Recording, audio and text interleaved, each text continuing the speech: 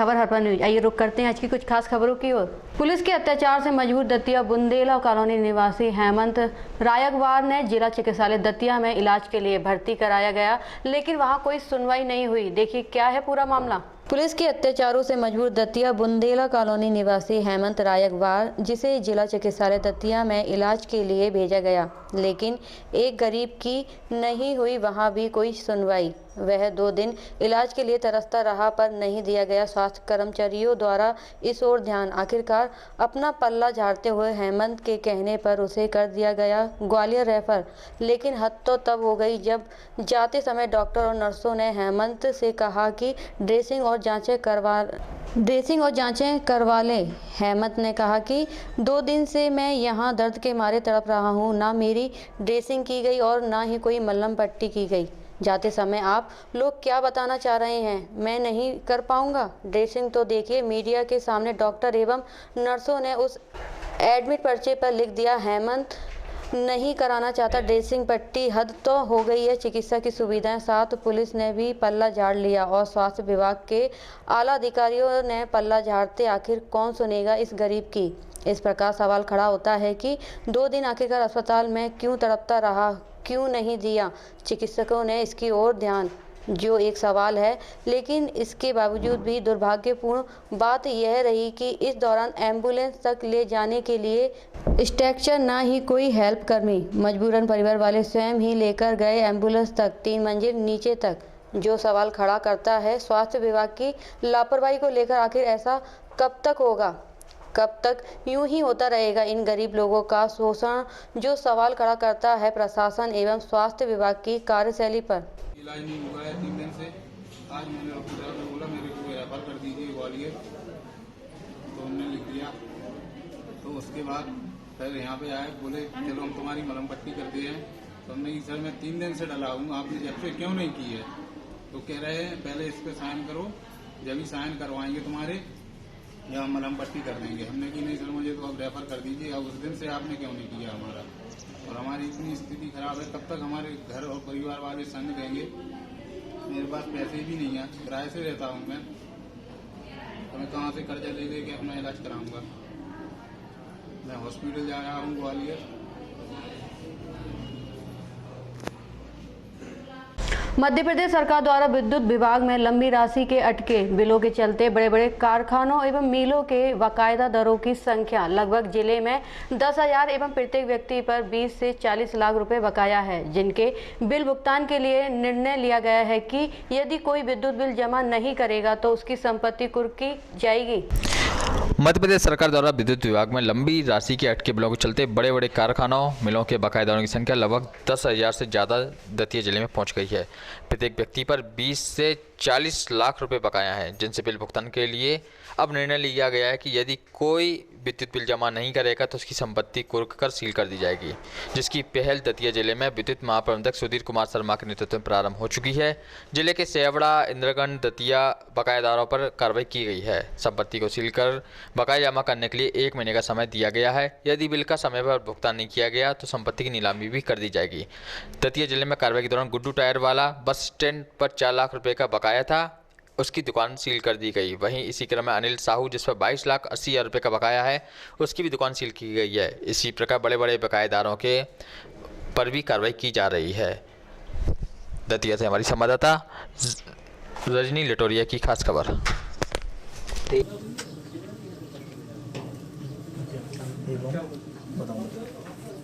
Compressor क्या था? Load अलग और सामान लोड नहीं। ड्रेसिंग टेबल स्टडी टेबल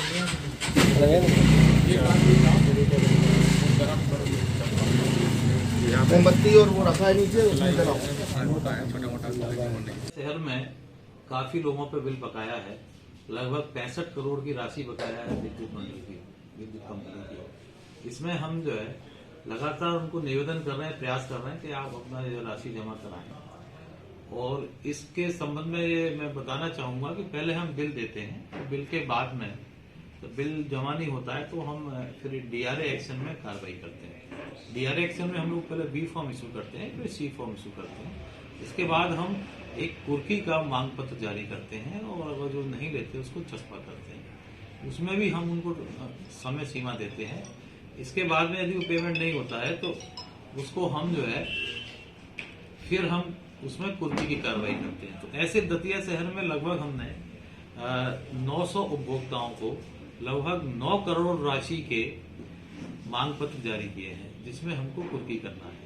तो कल की जो कुर्की की गई है वो हमारे औद्योगिक उपभोक्ता थे अनिल साहू, उन्होंने बिल जमा नहीं किया था, उन पर 22,80,000 रुपये की राशि बकाया थी और उनको विधिवत डीआरए एक्शन में लेते हुए कुर्की की कार्रवाई की गई है। और इसी तरह की कार्रवाइयां सेवड़ा, इंदरगढ़, भांडेर सभी जगह हो रही हैं। कल सेवड़ा में भी 3 कार्रवाइयां की हैं, आज भी इंदरगढ़ में 2 दुकानों को सीज किया जा रहा है। इसमें हम पहले जो बड़े उपभोक्ता हैं और जो गैर घरेलू का कनेक्शन जो दुकानों के या औद्योगिक कनेक्शन होते हैं उनको हम कार्रवाई कर रहे हैं और ये हमारा सतत कार्रवाई जारी रहेगी। इसमें सर सील जो आप करते हैं तो इसमें सामयिक सीमा होती होगी, उसमें क्या आपके निर्देश है? इसमें जो हमारा जो मांग पत्र होता है उसमें हम टाइम लिमिट देते हैं। टाइम लिमिट हमारा इस केस में 15 तारीख को खत्म हो गया था। 15 तारीख खत्म होने के बाद हमारे इस कुर्की की कार्रवाई के लिए हमने दतिया जिले में 4 अधिकारियों की टीम बनाई है। 2 अधिकारी सेवड़ा क्षेत्र देखते हैं, 2 अधिकारी दतिया क्षेत्र देखते हैं। उनके द्वारा जब समय सीमा समाप्त हो गई तो उन्होंने कुर्की की कार्रवाई की है और ये इस तरह की कार्रवाइयां लगातार जारी होंगी। आज भी दतिया में 2 जगह की कार्रवाई चल रही है। कुर्की के बाद जो समय खत्म हो जाता है, 1 माह का जैसा समय दिया जाता है, उसमें फिर उसके बाद क्या कार्रवाई रही? क्या नीलामी करेंगे आप? ये डीआरए एक्शन में आगे की कार्रवाई नीलामी है। जो हमने समय दिया है 1 महीने का, ये 1 महीने की समय सीमा समाप्त होने के बाद में हम विधिवत इसकी नीलामी नियमानुसार करेंगे। इटावा भाजपा के जिला महामंत्री अनूप गुप्ता के निजी निवास पर कार्यक्रमों का भव्य आयोजन किया गया, जिसमें परम पूज्य पंडित मनुपुत्र दास के सानिध्य में भागवत कथा की गई। इसके उपरांत भगवान का महाअभिषेक किया गया और महाआरती का आयोजन किया गया, जिसमें भाजपा के जिला महामंत्री अनूप गुप्ता व पूर्व चेयरमैन प्रत्याशी भाजपा नगर पालिका परिषद इटावा श्रीमती विनीता गुप्ता कार्यक्रम में सम्मिलित हुई।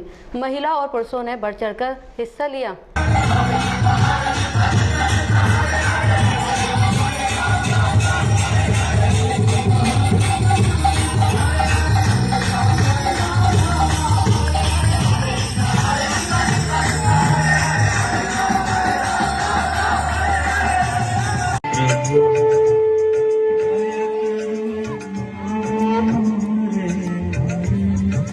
कृष्ण चैतन्य प्रभु दया करो रे तुम बिना।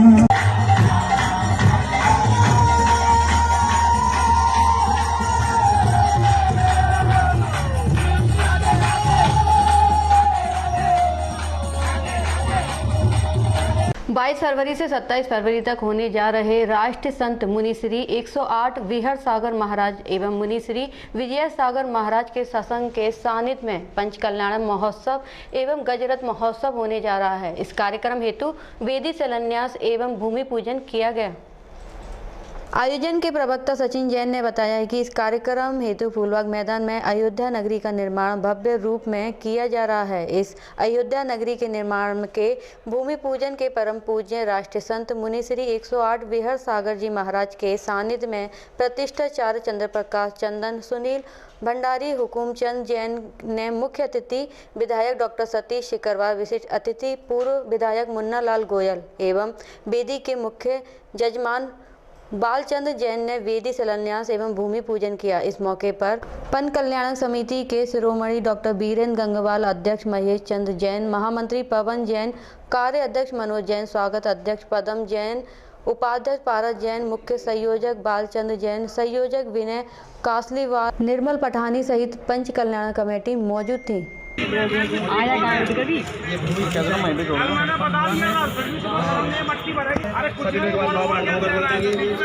सहयोगी बनेंगे कि हम लोग 9 बार पढ़ के सहयोगी बने हैं, साक्षी बने हैं, जो भाव रख करके और ये क्रियाएं आज संपन्न पूरी हो चुकी है। अब जो भक्तियां पढ़ने का है वो हमारे पंडित जी भक्तियां पढ़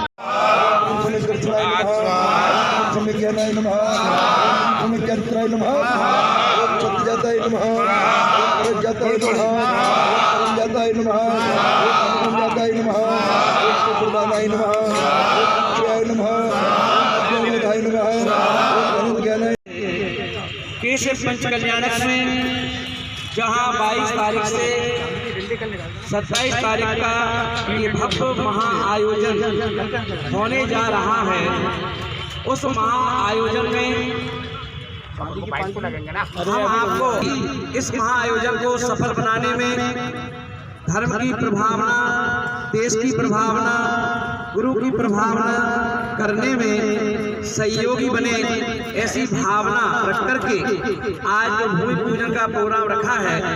और यह भूमि पूजन हम सभी उपस्थित अपने पंचकर्णक कमेटी, हमारे मुन्ना लाल जी और अपने विधायक जी, हमारे बरैया जी, हमारे पारस जी, हमारे मुख्य संयोजक, हमारे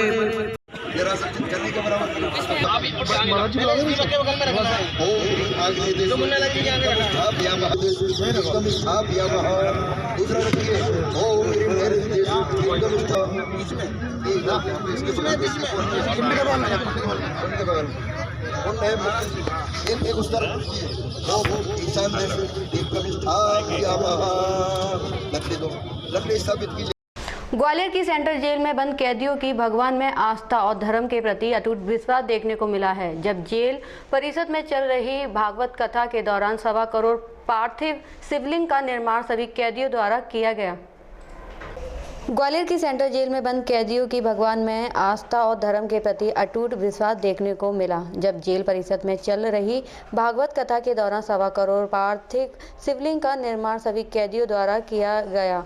जाने अनजाने में किए गए अपने गुनाहों की सजा काटने जेल में पहुंचे कैदी अब ईश्वर की आराधना करते नजर आए। सेंट्रल जेल में हो रही भागवत कथा में देश प्रदेश के हर इलाके से धर्म और मजहब के हजारों की संख्या में बंदी मौजूद रहे। वहीं जेल के सुप्रीडेंट मनोज साहू ने बताया है कि इस तरह के कार्यक्रमों से कैदियों का मन आध्यात्मिक चीजों में लगता है और वे अपराधों से तौबा करके समाज की मुख्य धारा में लौटने का प्रण ले रहे हैं।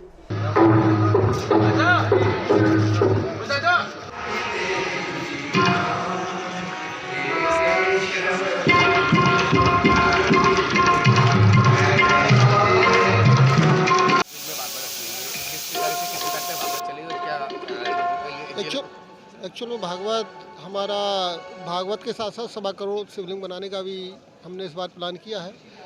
ये 15 तारीख से हमारा स्टार्ट हो गया था, भागवत रखी गई है। 16 से इसका विधिवत शुभारंभ हुआ भागवत का। उसके पहले शिवलिंग बनते हैं और अभिषेक डेली होता है। ये बंदियों के लिए बहुत पॉजिटिव काम है। बंदी धर्म के कामों में लगे हुए हैं, इनसे इनका आध्यात्मिक डेवलपमेंट भी होता है और इनके सफ़र में काफ़ी मदद मिलती है धार्मिकता। इसलिए मैंने बंदियों के हित के लिए और ये सब देखते हुए भागवत का प्रोग्राम रखा हुआ जी। कार्यक्रम आज 16 से स्टार्ट हुआ, कब तक चलेगा और बंदियों को इससे क्या सद्बुद्धि मिलती है?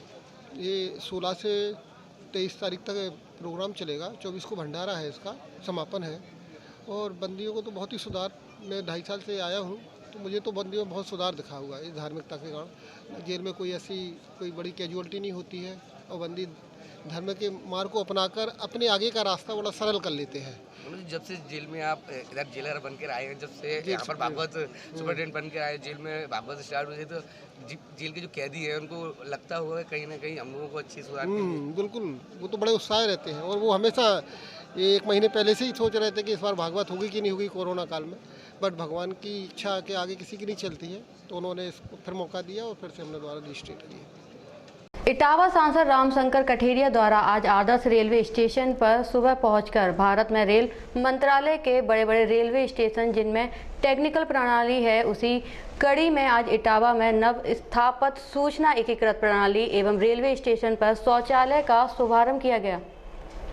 इटावा सांसद रामशंकर कठेरिया द्वारा आदर्श रेलवे स्टेशन इटावा पहुंचकर भारत में रेल मंत्रालय के बड़े रेलवे स्टेशन जिनमें टेक्निकल प्रणाली है, उसी कड़ी में इटावा में नव स्थापित सूचना एकीकृत प्रणाली एवं रेलवे स्टेशन पर शौचालयों का शुभारंभ किया गया। सांसद द्वारा बताया गया कि इस प्रणाली के शुरू होने से यात्रियों को काफ़ी सुविधा होगी। जो यात्री बाहर से आते हैं उन्हें इस सिस्टम के तहत प्लेटफॉर्म पर खड़ी गाड़ियों को जोड़ने में भी मदद मिलेगी। इसी के साथ सांसद महोदय ने रेलवे प्रशासन को धन्यवाद देते हुए कहा कि जनपद में रेलवे की पड़ी हुई अस्वीकृत परियोजनाएं शीघ्र पूरी की जाएंगी। इस अवसर पर मंडल रेल प्रबंधक उत्तर मध्य रेलवे मोहित चंद्रा, स्टेशन अधीक्षक पूरन मीणा व अन्य वरिष्ठ अधिकारी सहित पार्टी पदाधिकारी और कार्यकर्तागण मौजूद रहे। इटावा से हमारे संवाददाता अभिनंदन जैन की खबर। जिला पंचायत परिषद दतिया में ग्रामीण स्ट्रीट वेंडर राशि वितरण योजना के तहत रखा गया कार्यक्रम, जिसके तहत वीडियो कॉन्फ्रेंस के माध्यम से मुख्यमंत्री शिवराज सिंह चौहान द्वारा ग्रामीण स्ट्रीट वेंडर योजना के संदर्भ में बताया गया।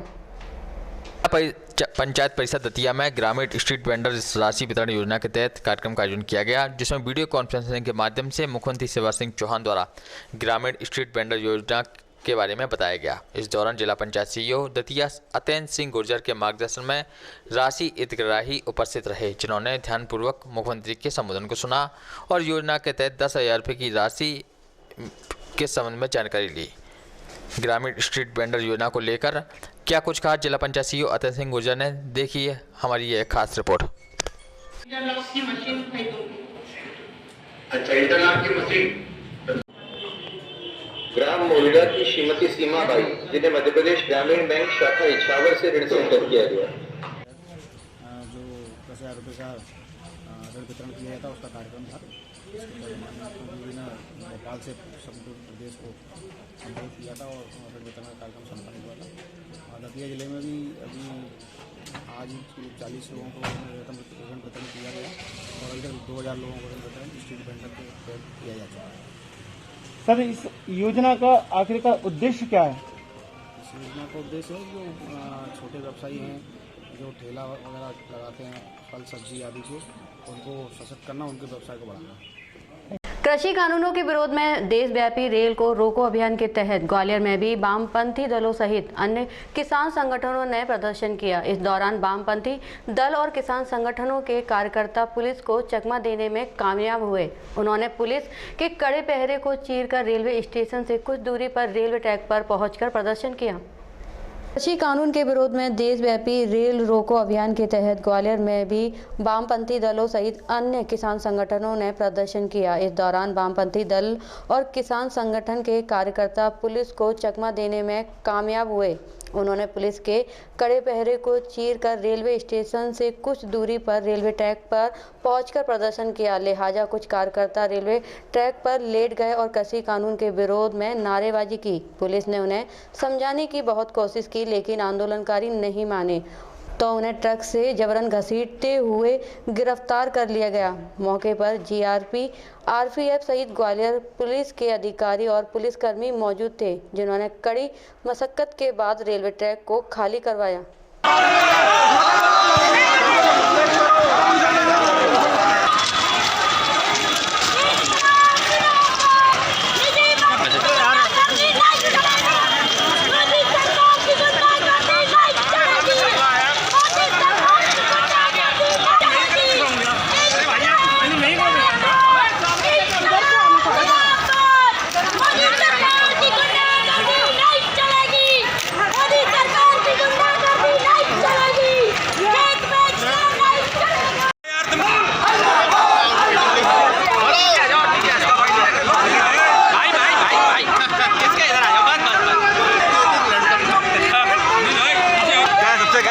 पीछे आ जाओ, कोई जगह ही नहीं दे रहा है। हमारे पास 10 का है, हम सबसे आगे आ गए।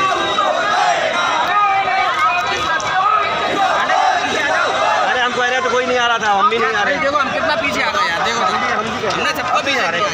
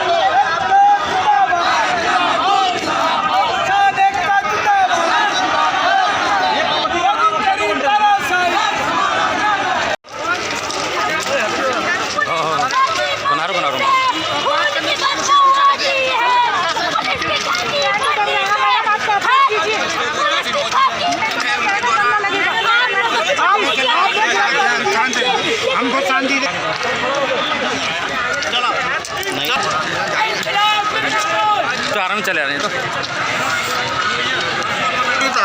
ये टंगे आएगा वैसे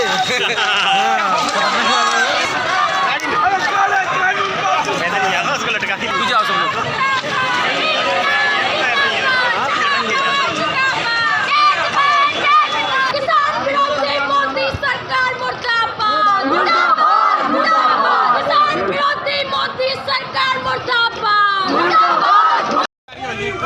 हम लोग जो मोदी सरकार किसानों के विरोधी जो काले कानून लेके आई है, 3 काले कानून लेकर आई है, उसके विरोध में पूरे देश भर में आज रेल का चक्का जाम है। क्योंकि हमारा मानना ये है कई बार रास्ते रोकने से नए रास्ते खुलते हैं, इसलिए कई बार लोगों को गिरफ्तार किया जा चुका है। यहाँ के सैकड़ों की संख्या में लोग हैं, उनको गिरफ्तार किया जा रहा है, उनको उठाया जा रहा है, उनको जबरदस्ती वहाँ से खींचा जा रहा है। मुझे भी यहाँ हाथ में यहाँ पर चोटें आई हैं, यहाँ पर घसीटा गया है, मेरे पैर में भी है। जबरदस्ती महिलाओं के साथ में CSP ने भी हाथ लगाया, जो यहाँ के अधिकारी हैं, कौन से हैं, उन्होंने वो किया यहाँ पर।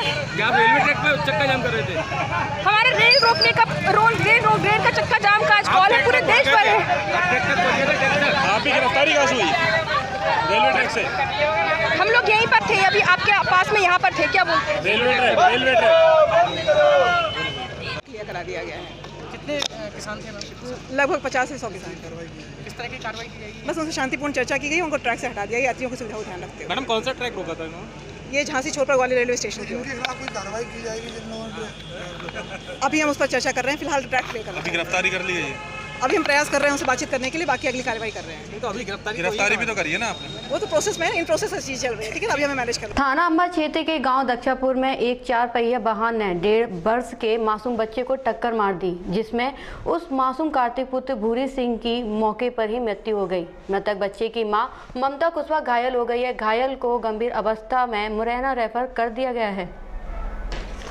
अंबा थाना अंबा क्षेत्र के गांव दक्षपुरा में एक 4 पहिया वाहन ने 1.5 वर्ष के मासूम बच्चे को टक्कर मार दी, जिसमें उस मासूम कार्तिक पुत्र भूरी सिंह की मौके पर ही मृत्यु हो गई। मृतक बच्चे की मां ममता कुशवाहा घायल हो गई हैं। घायल को गंभीर अवस्था में मुरैना रेफर कर दिया गया है। परिवार जनों का कहना है कि गाड़ी का नंबर MP 07CG 0820 है और इसको रमेश पुत्र कल्याण सिंह चला रहा था। किसानों के समर्थन में एवं बढ़ती हुई महंगाई के विरोध में कांग्रेस पार्टी द्वारा महाराज बाड़े से फूलबाग होते हुए बारादरी चौराहे तक पैदल मार्च निकाला गया, जिसमें सैकड़ों की संख्या में कांग्रेस के कार्यकर्ता मौजूद रहे।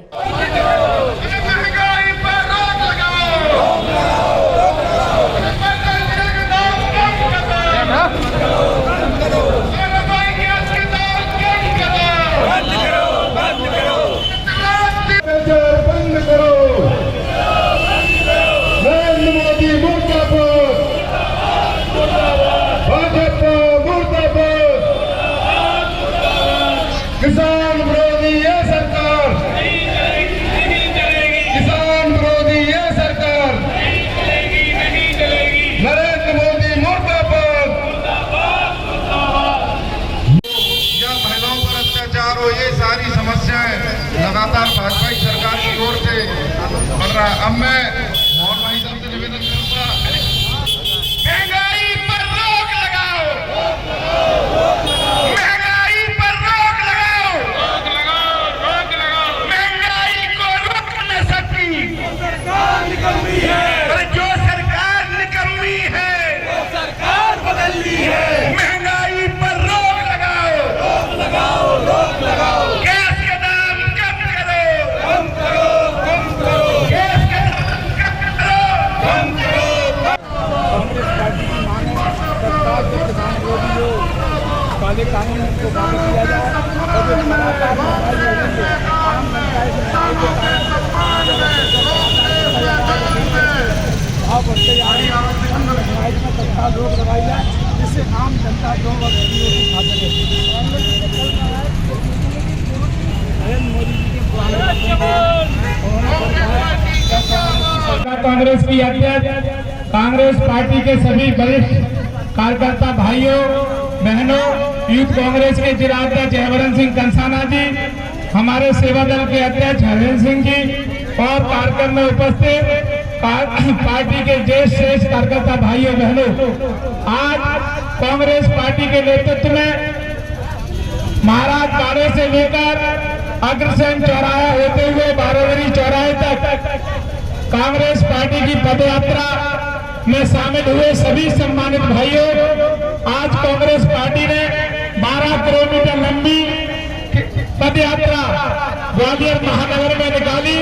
आज पूरे प्रदेश में यह कार्यक्रम संपन्न हुआ है। हमारे किसान जो 2.5 महीने से लगातार किसान विरोधी जो बिल है उसको वापस लेने की मांग को लेकर आंदोलन कर रहे हैं, लेकिन भारतीय जनता पार्टी की सरकार के कानों में कोई जू नहीं रेंग रही। लगातार किसानों की मौत हो रही है, लेकिन कांग्रेस पार्टी भारतीय जनता पार्टी को इसकी चिंता नहीं है। कांग्रेस पार्टी आज इन सब मांगों को लेकर बढ़ती हुई महंगाई, 100 के पार गैस महंगी हो रही है, आम मजदूरी दिहाड़ी मजदूरी करने वाला मजदूर न गैस ले सकता है, न पेट्रोल की गाड़ी से चल सकता है। आज पूरा देश इस महंगाई की मार से कहा रहा है। इन सब मांगों को लेकर आज कांग्रेस की पदयात्रा निकली है। 20 तारीख को पूरा मध्य प्रदेश पूरे देश में बंद का आह्वान किया है और मध्य प्रदेश में आधे दिन, चाहे वो ग्वालियर हो, चाहे अन्य महानगर हो, चाहे गाँव कस्बा हो, सभी में आधे दिन का बंद का आह्वान किया है। आज सभी पार्टी के कार्यकर्ता इस पदयात्रा में शामिल हुए, उनको बहुत बहुत बधाई और धन्यवाद। मैं आदरणीय जिले के एसएसपी अध्यक्ष देवेंद्र शर्मा जी से आग्रह करूंगा वो कार्यकर्ताओं को संबोधित करें और रैली का समापन करें। अब होगी आपसे अगली बुलेटिन में मुलाकात, तब तक के लिए बने रहिए खबर हर्पल न्यूज के साथ।